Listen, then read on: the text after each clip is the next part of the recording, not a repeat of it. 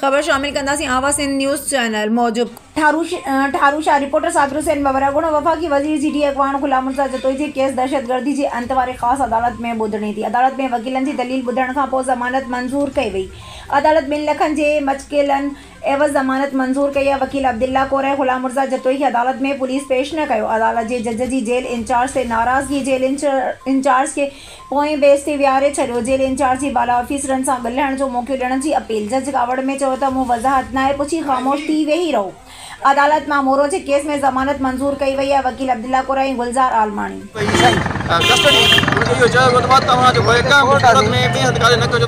बगैर पुछण जे कोर्ट मोकिले छॾियो आहे।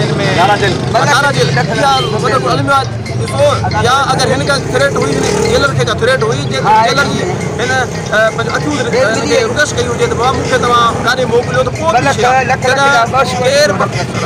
केर बि नथो चवे त कोई ज़ुल्म आहे। जॾहिं माना चए थो अॼु ई मूंखे लेटर मोकिलियो आहे मां त न मोकिलियो आहे माना विदाउट इंटीमेशन ऑफ कोर्टनि खे जेको आहे सियासी माण्हू इस्तेमालु कनि पिया था ऐं इन्हनि कोर्टनि जो गिराफ़ ही सियासी माण्हू जेलर अञा ताईं जेलर सभु खां जीअं आयो अञा ताईं कोर्ट सभु में वेठो आहे ऐं जज साहिब जो वेह हिते पंहिंजी अटेंडेंस कराए पोइ ईंदे पोइ ॾिसो ऑनरेबल जेको सेशन एडीसी जज साहिब आहे जेको 2 कलाक या 4 कलाक अञा वेठो आहे अञा कोर्ट में कोर्ट